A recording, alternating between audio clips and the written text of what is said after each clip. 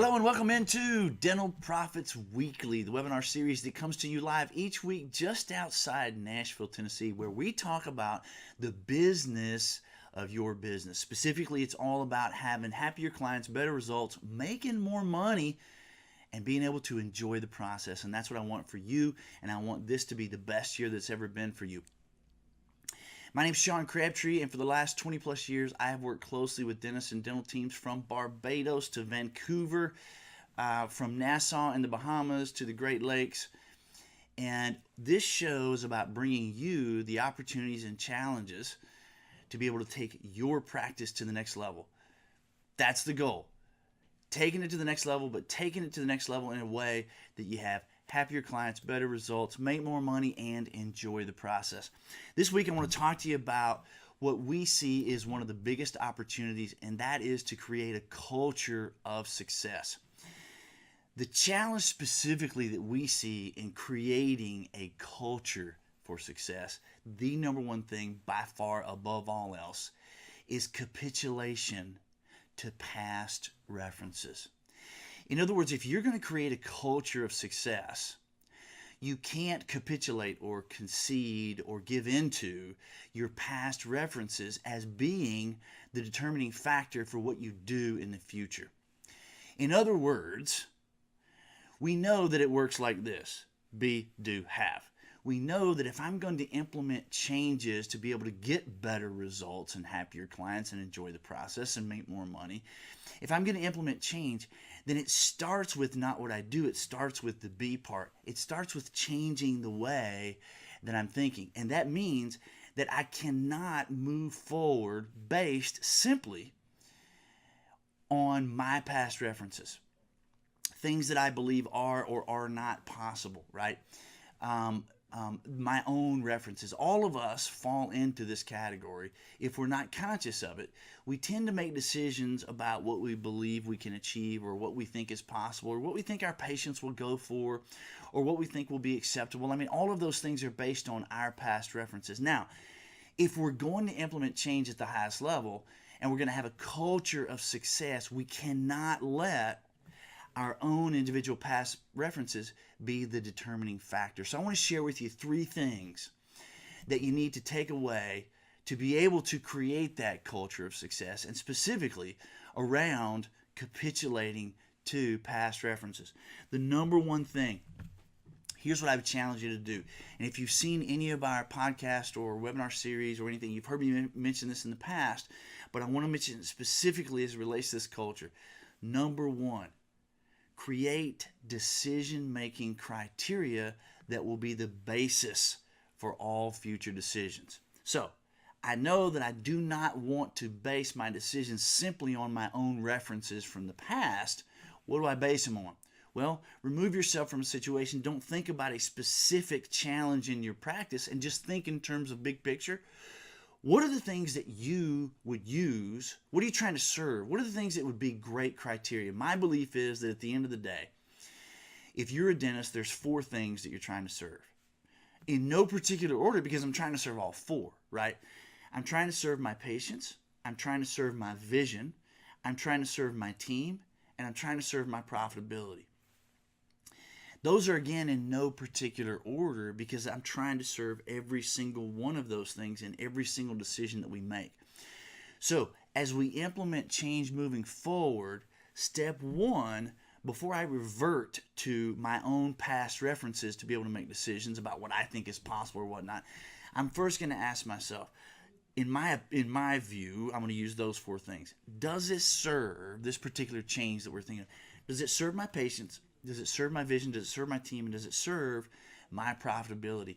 If it serves those 4 things, then at the end of the day, whether my past references are telling me it's possible or not, it's a great idea and we need to implement it.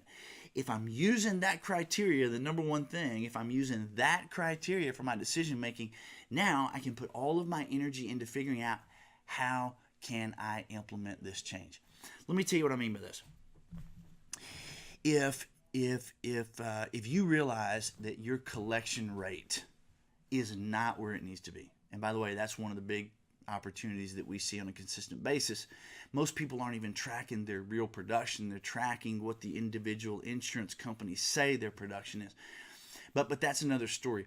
So a lot of times we walk into practices and we find that their collection rate is, they think it's about 95. It's actually about 78% or 80%.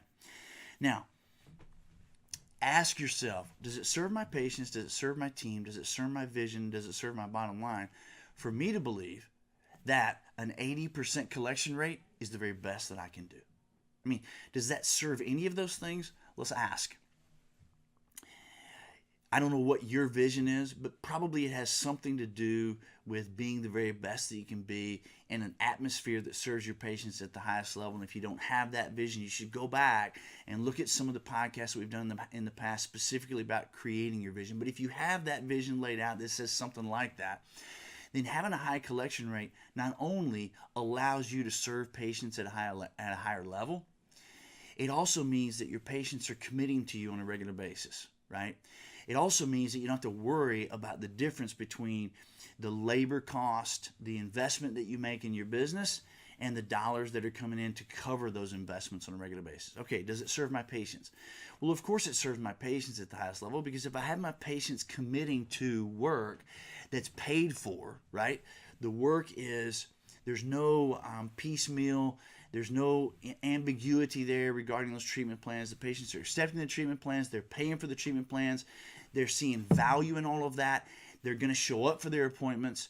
There's a difference in the collection and the financial arrangements and how you're phasing the treatment, and the patients are understanding all that and they're on board, so they're committing to all of that. That serves the patients, meaning that you're going to have less cancellations. They're committed to the work that needs to be done that's going to help benefit them at the highest level. So it serves my vision, serves my patients. Does it serve my team? Well, anytime I don't have empty chair time, anytime my team is able to perform at the highest level because we're all feeling the confidence of things being the way they should be, then it's serving my team. Not to mention the fact, if you have a bonus system in place, and I would highly recommend that everybody incentivize your team based on the healthiness financially of your practice. It's certainly, if you have that in place, it certainly serves your team. Does it serve your profitability? I think anybody would say that, a 98% collection rate versus an 80% collection rate serves my profitability at the highest level. So, using that as an example, if I'm going to implement changes that are going to take my collection rate from 80% to a 95 or a 98%. In the past, I may have held myself back because I didn't think that was possible. I may have held myself back because I didn't think the patients would go for it. I may have held myself back because my past references said it's not going to work. But moving forward, I'm going to make that decision based on those 4 criteria, and now I can put every single bit of my energy into the how. How do I implement this at the highest level so that my patients see value in it, so my team is on board with it, so that it's working on a regular basis, and how do we track it? All of my energy is not on can I or can't I. All of my energy is on how best to do it. So that's the number one thing. Create the criteria that you can use. And if you don't like my references, then come up with your own. I'm attached to them just because those are my beliefs. I think at the end of the day, those are the only 4 things that you're trying to serve, but you need to get those things for you. And number 1, use that criteria as your decision making, and be willing to challenge your own past references. Number 2, have this conversation that you and I are having right now with your team. Have them understand that if we're going to be the very best we can be, we have all got to be on the same page in terms of what we believe. We got to believe the same things. And so having a conversation about how decisions are made, and not using individual past references or team past references or whatever, throwing those out the window, is going to serve us to implement change at the highest level. It's going to have us be the best we can be. Having that, number 2, having that conversation with your team, and perhaps getting in a deep dive conversation with them. Let them understand, look, if we're going to be the best we can be, this is where we've got to go. And so in the past, perhaps a great job looked like performing tasks or completing tasks or whatever. But moving forward, To be the best we can be, it's got to be about challenging our past references and not limiting ourselves based on our own experiences or our team experiences. And be willing to have that conversation in front of your group and with the group. You, as the captain of the ship, are the chief culture officer. This conversation is the number one opportunity toward creating a culture of success. If we don't implement these first two things, you're going to fall in, no matter what you're trying to implement, you're going to limit yourself because you're making decisions in past references or past experiences. And we all do that. That is the most common thing. We've got to be different. We've got to challenge that. So number one is create the criteria that you're going to use as the basis for all decision making. Number two, have this conversation with your team. Number three, as the captain of the ship, you got to look for opportunities to coach. Now, I understand you're saying, but Sean, I'm so busy. Dude, I got, a schedule full of patients. I hear what you're saying. I would submit that you don't have time not to implement this. If you're going to accomplish what I want for you, which is to have this be the best year ever, then you're going to have to think differently. And you, as the captain of the ship, are going to have to be the one to coach that thought process. You're not only coaching the thought process itself, you're beginning to create a culture where everybody on the team is challenging one another in terms of our own thoughts.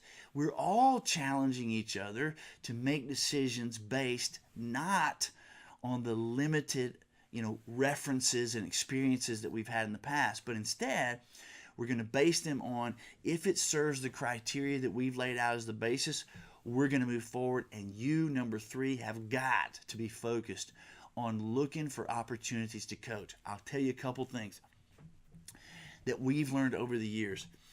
When you're in an afternoon meeting or you're in perhaps a weekly meeting or a month, however often you have or just at the end of the day, and somebody says something out of their mouth, here's what I want to challenge you to do. Whatever that thing is that they say, that is a window into the way that they're thinking. If you're going to lead, and if you're going to be the chief culture officer, you've got to be seeking out opportunities to challenge the way that we're thinking. You've got to be the person who's facilitating that, and then you're moving it forward to have everybody looking for that. So when somebody says, oh, our patients will never go for that, whatever they say that comes out of their mouth, maybe they're saying the opposite. Hey, this is fun. I never thought it was possible. Whatever they're saying, seek out those, look for those as opportunities and windows into the way your team is thinking and challenge it. I know it's going to take a few minutes. I know it's going to perhaps take a focus on your part. My challenge to you would be for the next 30 days, make it a primary focus. You can do the things that you do clinically, probably without thinking because you've done it so often. Put your focus on the business of your business. Put your focus on your culture. Put your focus for the next 30 days on not letting a single opportunity get by you that gives you, something that somebody said or something that you saw or something that you questioned. Seek out those opportunities for the next 30 days to challenge the way that the people on your team are thinking, and then go to the next step and challenge them to challenge one another.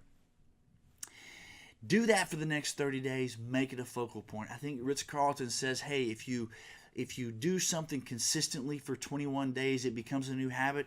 If it were me, I'd say go for 30 days. Do it for 30 days, and if you miss an opportunity, you're on the way home today, you're driving home, you go, wow. Julie at the front desk said this. She's probably thinking this. I need to challenge her. You know what? Go in tomorrow. Take tomorrow as an opportunity. The opportunity hasn't slipped by you unless you don't take the opportunity to challenge it. So you missed it in the moment, hit it tomorrow. How do you do that? You know what? I would just ask a question, a very simple question. We've made the decision as a group. Remember, number one, you created that decision-making criteria, and that's the basis for all your decisions. Number two, you've already had this conversation with your team, so you've opened up this for discussion, and you've committed that moving forward, challenging each other and not leaving ourselves limited based on our past experiences and references. This is where we want to go, and so you're moving the ball forward. Now, number three, you want to look for those opportunities. So how do you do it again? Just now that you've laid that foundation and that groundwork, just ask a question. Hey, Julie, can I ask you a question? Yesterday you said this. I'm curious. Is it possible that when you say something like that maybe that's just based on your past references? And when you smile, Julie's going to go, oh, yeah, because we talked about that, right? And we had this conversation as a team, and we committed that we're not going to make decisions based, whether that's what we think is possible, whether that's what we think is not possible, whether or not we're willing to go for this particular new thing full out with all of our heart and soul. We promise that we're not going to allow each other to be limited by our own past experiences and our own past references. Instead, we're going to use this criteria, and if it stirs those four things, we're going to go for it, and we're going to challenge each other, right? So just asking that question will get the ball rolling, right? Is it possible? Well, if anything's possible, then it's possible that could be based on my past experiences, based on my past references. And you know what? I'm willing to get past that because it serves our vision here, our patients here, our team here, and our bottom line there, and I'm ready to go for it. This has implications in every nook and cranny, in every culture, every area in the culture of your practice. We all are limited by what we think is possible and what we think is not possible. That limits our ability to go for things full out. We've got to be able to challenge that with each other. We've got to be able to challenge that with ourselves. And you're the chief culture officer. So you've got to get your priorities straight. Your priorities cannot be on the tasks of the business. They have to be on the business of your business. And that is all cultural. So just to recap, number one, create decision criteria that will be the basis for all decisions moving forward in terms of what we're capable of, what we're possible, what's not possible, all of those things. Number two, have this kind of a conversation with your team. Get them to understand that we've all got to be on the same page, believe in the same things, and we've got to have this culture where we're challenging one another. We're going to do that on a regular basis. I'm going to challenge myself, and I'm going to challenge you guys, and I'm going to challenge you guys to challenge each other when it comes to past experiences and past references. And number three, seek out for the next 30 days. Seek out opportunities every single day that you can coach how it is that the people on your team are thinking. If you implement those three things, you are well on your way to having a culture that will embrace success. Success means change. If we're going to do and be the way we've always done and been, we're probably going to get the same results we've always had. What we've got to do is be and do differently than in the past so that we can have different results than what we've had in the past.